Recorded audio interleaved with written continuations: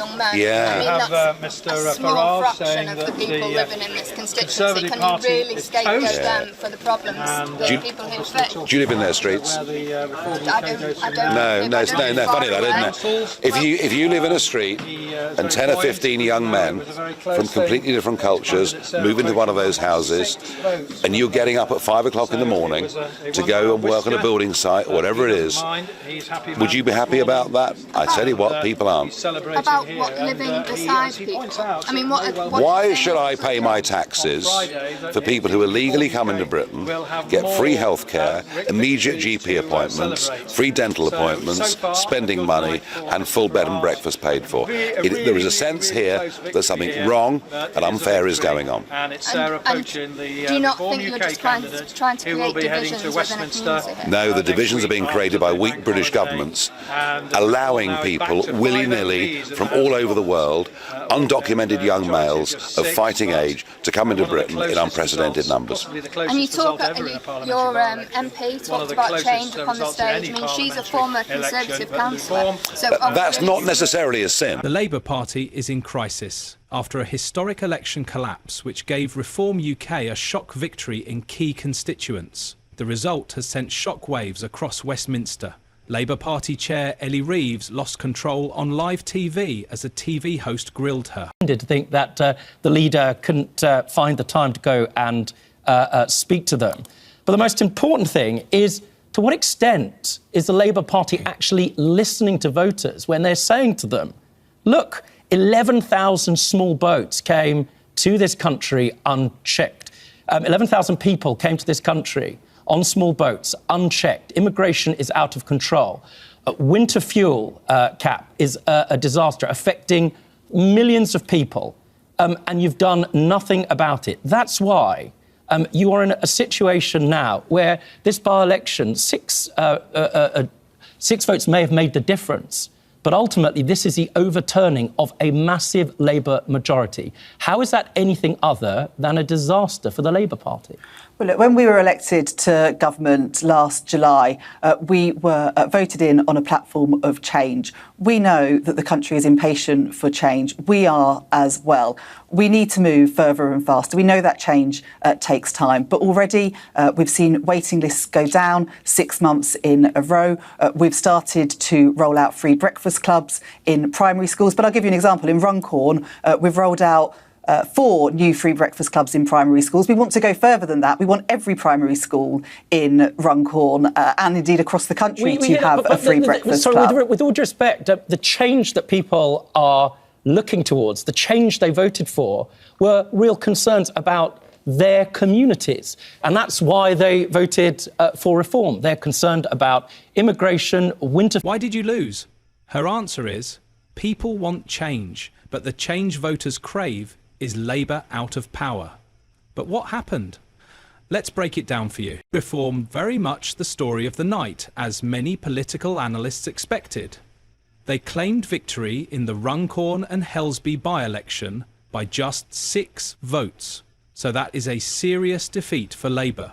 A clear indication that Keir Starmer failed his first electoral test.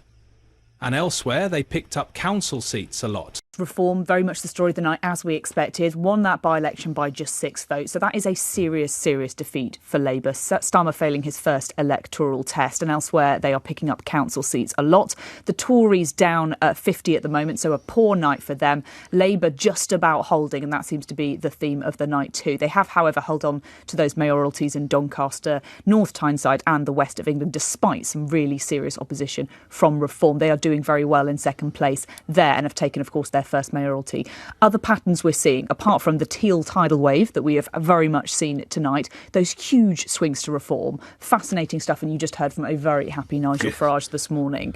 Reform are taking seats now off both Labour and the Conservatives. They are no longer just the party which is eating into Kemi Badenoch's vote. They are now a headache for both Keir Starmer and Kemi Badenoch. So that is also going to be a real threat to the chances of a majority for any political party at the next election. If the polls continue like this, we are on course for a hung parliament. Of course, it's very early to be making any of these predictions, but it just goes to show exactly what is going to be done here. A grinning Nigel Farage held 6 fingers up for the camera.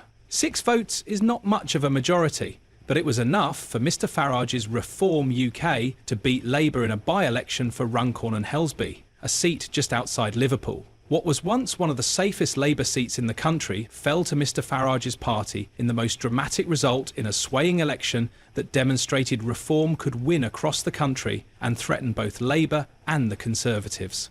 That ordinary people up and down the country have got concerns about.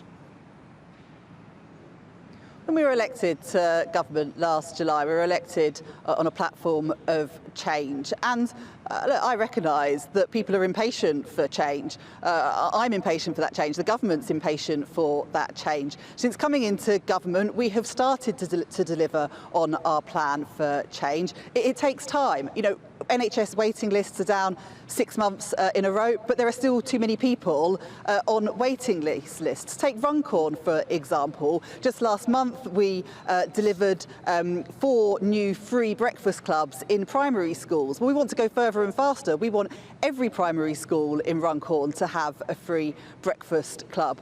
Just last month, our increase in the national minimum wage means that 3.5 million low-paid workers are getting a pay rise. But you know, it will take a while for people to feel the effects of those things. So, look, change takes time. We know we need to go further and faster, and we know that people are impatient for that change, but we're getting on with delivering on our plan for change. One of the key election issues at the last election and also in last night's vote seems to be immigration. People clearly gave up on the Conservatives in terms of sorting that problem out. Do you not think they've also now given up on Labour with the promises to smash the gangs, the removal of the Rwanda scheme, no intention at all to reform the ECHR?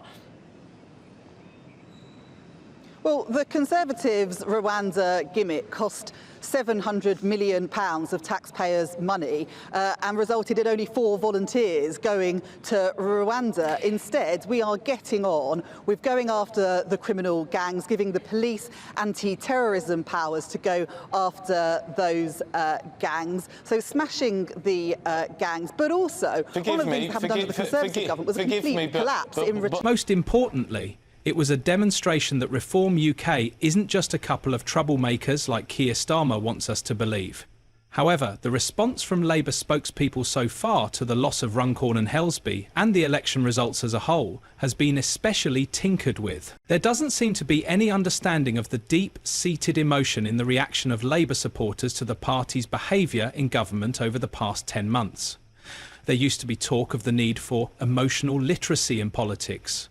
What we are witnessing is a staggering level of emotional illiteracy. It is like a lot of the voters up and down the country, particularly in Labour heartlands, are saying we'd like to change the government and let's have a general election because the situation shows a staggering collapse of a government in just 10 months. Frankly, Labour supporters feel deeply that their party has turned its back on them. It's not just that they feel they are not being listened to. It's that the Starmer and Reeves government is doing things that they believe no Labour government should ever do. It is a shock when you think about it, because a few months ago Labour was riding high in the minds of citizens who became irritated with years of Conservative austerity. But the problem now is that at times the government is unrecognisable as a Labour government. This isn't the traditional argument about whether the Starmer administration is behaving like old Labour or new Labour. It's whether it's Labour at all in the eyes of people who have supported them or would want to support them. But the biggest question is why Labour lost those key red wall seats. The truth is that the umbilical cord between the Labour Party and its traditional vote was severed, figuratively. Before now, the strategy dictated by Starmer's office appears to be that to neutralise Reform, Labour planned to position itself as close to Nigel Farage's party as possible. The argument is that this will give Labour the breathing space of the next few years to deliver the investment and noticeable improvement in our public services that will garner the support needed to win the next election. The plan was that the large-scale investment required to radically improve our public services would come from growth and a limited range of tax redistribution measures. The problems with this strategy became pretty obvious very quickly, as seen by the results of the local elections. If Labour seeks to ape Reform, then voters will largely opt for the real deal and vote for Reform. At the same time, Labour will alienate supporters who are against the party adopting Reform-like positioning on immigration. But it gets even worse for Labour and Keir Starmer. The growth and investment in the economy were not on the scale needed, so he had to improvise. The only other way to secure these resources is through borrowing or redistribution of wealth. However, having a fiscal rule that restricts borrowing becomes largely a technical argument, especially when books are balanced through cuts in the winter fuel allowance, a national insurance jobs tax, and cuts to disability benefits. Therefore, no amount of citing improvements in NHS waiting list figures can overcome the betrayal Labour supporters feel at the moment.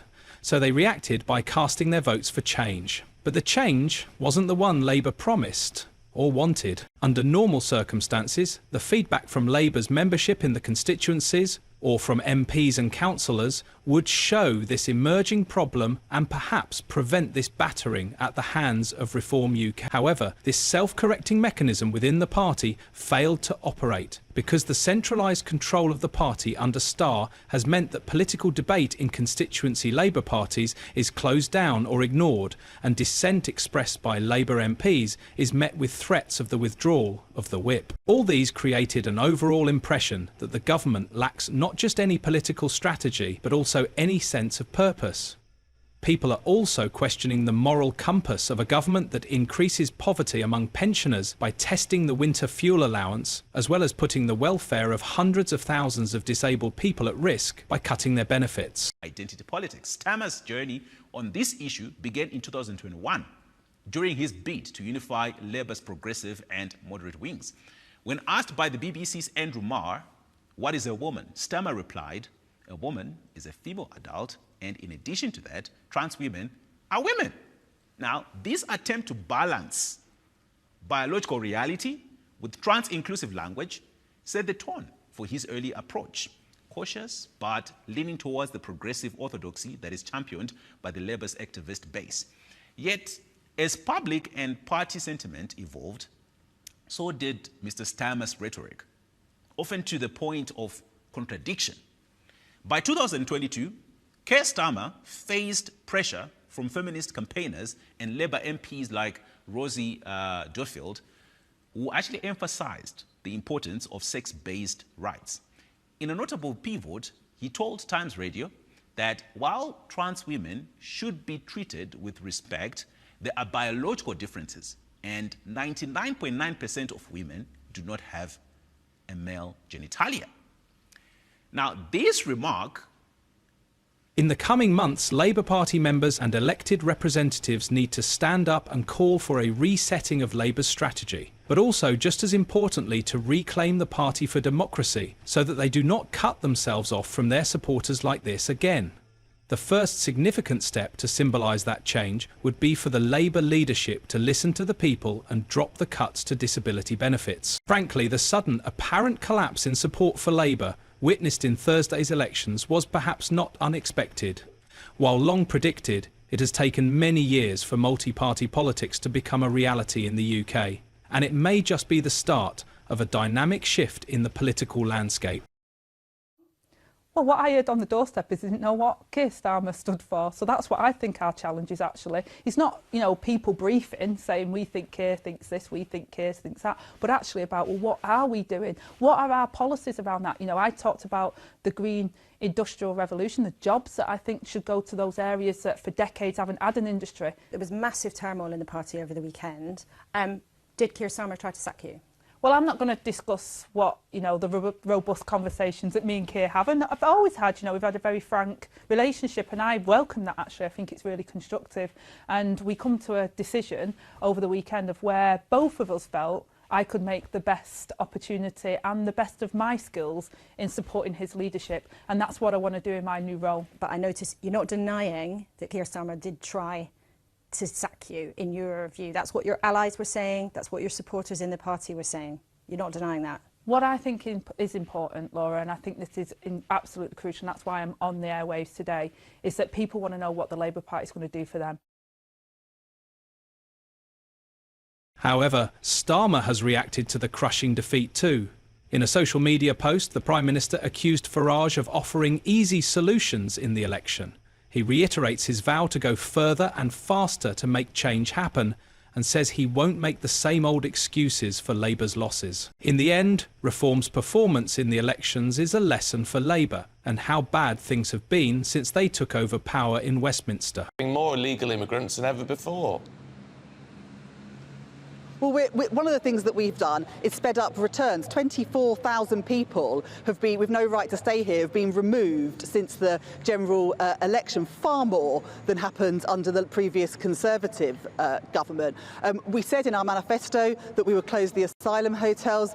We've already announced the closure of some hotels. But again, we know we need to go further on faster on this, but that's why we've set up our new border security command. It's why we've sped up asylum processing. It's why we've sped up returns. I think that's really important, rather than the Rwanda gimmick that the previous government introduced that saw only 4 volunteers go to Rwanda. I don't think that's much of a deterrent. So if they don't want another meltdown from its leadership, they have to start giving the people what they want and not look for ways to throw insults towards Reform UK and its voters or brand them as far-right extremists, because that will only make things worse. As for Reform and its leaders, things are good and they are excited about the party's prospects in the next elections.